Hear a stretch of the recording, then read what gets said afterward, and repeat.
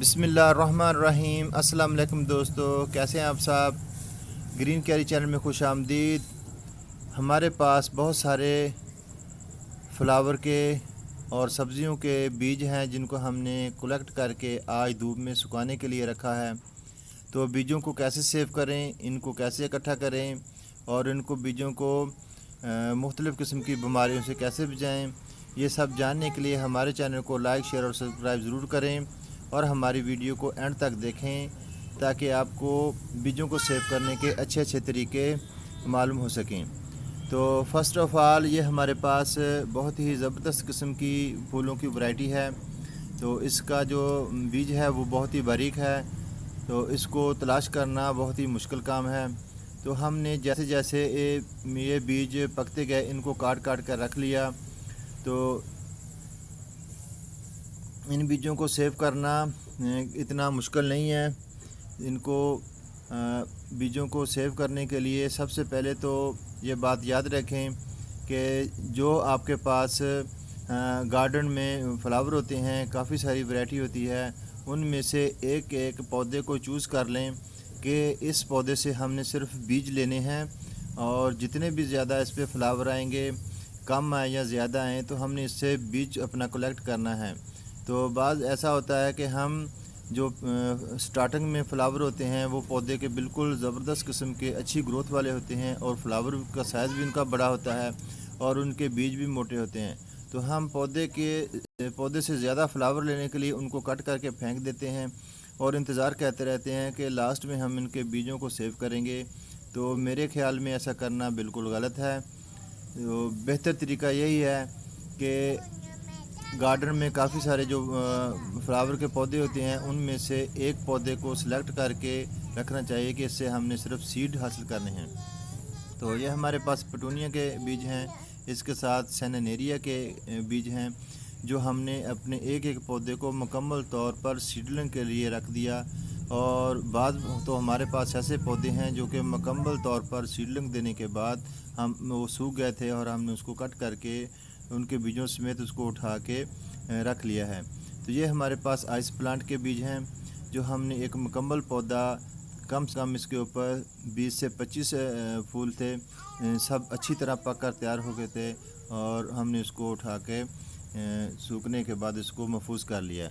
तो जब इनको हम नेक्स्ट आने वाले सीज़न में ग्रो करेंगे तो इसको उन बीजों को निकालेंगे और निकालने के बाद इनको ग्रो करेंगे तो इनकी जो ग्रोथ एवरेज है वो भी ज़्यादा होगी। तो ये हमारे पास मेथी के बीज हैं जो हमने काफ़ी सीज़न में मेथी भी काट काट कर खाई और उसके बाद आखिर में उसको सीडलिंग के लिए रख दिया। तो ये मेथी के बीज ऐसे ही करने पड़ते हैं। इसके साथ ये हमारे पास पॉपी के फ्लावर हैं जो हमने डोडियों समेत तोड़ के उनको इकट्ठा करके एक जगह पर हमने रख लिया। तो ये हमारे पास सरसों के सीड्स हैं। ये हमारे पास एक हैंगी बास्केट में बहुत ही प्यारा पौधा था जो बेल की तरह होता है, उसके बीज बहुत ही बारीक हैं। इसके साथ हमने स्ट्रॉबेरी के जो बिल्कुल स्ट्रॉबेरी पकी हुई थी उसको काट कर उसको ग्राइंड करके उनके बीजों को महफूज करने के लिए हमने एक कागज़ पे डाला और वहीं पर वो खुश्क हो गए। तो इसके साथ ये हमारे पास मूली के बीज हैं और इसमें शलजम के बीज हैं। इन सभी बीजों को आज हमने धूप में रखा है ताकि इनके अंदर से जो नमी है, बैक्टीरिया है, वो ख़त्म हो जाएं और ये मुकम्मल तौर पर खुश्क हो जाएं। तो बीजों को खुश्क करके सेव करना चाहिए। इस तरीके से बीजों के जो अंदर जो नमी होती है उससे बीजों में फंगस नहीं लगता। तो ये हमारे पास डेंसिस की एक वैरायटी है। डेंसिस की काफ़ी वैरायटीज़ हैं जिनको हमने अलग अलग बैग में रखा हुआ है। ये हमारे पास जो बीज हैं हमने इसको तोड़ के रखा है और आज हम इसको धूप में खुश्क करेंगे और उसके बाद उंगलियों की मदद से इसको मसलेंगे और मसलने के बाद इनका बीज जो है इन डोडियों से बाहर आ जाएगा तो हम इसको मुकम्मल खुश्क करेंगे। ये हमारे पास ओनियन के बीज हैं, इसके साथ ये डैलिये के बीज हैं। तो ये मुकम्मल तौर पकने के बाद हमने इसको दरख्त अपने पौधों से अलग किया।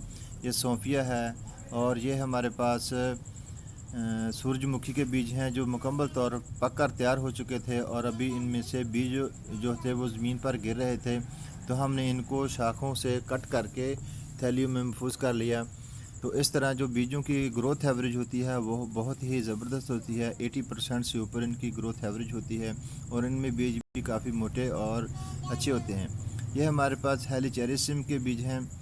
तो इस तरह हमने इनको भी कट किया और आज हमने इसमें धूप में रखा। तो धूप में रखने के बाद ये बहुत ही अच्छे तरीके से फूलों से अलग हो गए। तो प्लास्टिक बैग में इसको मत रखें, इस तरह के कागज़ की थैलियाँ लें जो कि मेडिकल स्टोर में अक्सर मिल जाती हैं। तो इस मेडिकल स्टोर वाली थैलियों में बीजों को साफ़ करके अच्छी तरह इसमें रखें। तो बीजों में थोड़ी सी हल्दी मिला लेने से बीजों के अंदर फंगस नहीं लगता। और ये हमारे पास बिल्कुल जो हमारे फूलों के पौधे थे उनको हमने उठा लिया। तो इनके बीज जो हैं हम आज धूप लगने के बाद इनको यहाँ से निकालेंगे। ये हमारे पास पेंजी के बीज हैं जो कि बहुत ही बारीक और नाजुक से बीज होते हैं। तो इनको भी हम आज यहाँ से कलेक्ट करेंगे। तो इस तरह हमने बहुत सारी वैरायटी जो थी हमारे पास, बहुत ही काफ़ी सारे फ्लावर थे हमारे गार्डन में, हमने सभी के बीजों को अलग अलग रखा है। तो ये हमारे पास एक येलो कलर के और ऑरेंज कलर के फ्लावर होते हैं, उनके बीज हैं। इसके साथ ये हमारे पास जो हमने टमाटर की पनीरी घर में लगाई थी और उसके बीज थोड़े से बच गए थे, वो हमारे पास लगे हुए हैं। तो ये हमारे पास जो बीज हैं वो वाइट एस्टर है, एक एस्टर नस्ल के बीज हैं। ये गोल दायरे से बीज होते हैं, बिल्कुल पत्ते की तरह, बहुत ही हल्के बीज होते हैं। तो इस तरह हमने बीजों की पहचान को भी सीखा। तो जैसे ही ये फ्लावर के जो शुरू वाले फूल होते हैं उनको मुकम्मल तौर पर पकने दिया और उनसे हमने बीजों को हासिल किया। तो ये हमारे तमाम सीडलिंग का व्यू है। इसके साथ हमारे पास गंदम की वैरायटी भी है, मकई भी है। तो व्यूअर्स, ये आज की वीडियो आप लोगों को कैसी लगी? अल्लाह हाफ़िज़, टेक केयर, बाय बाय।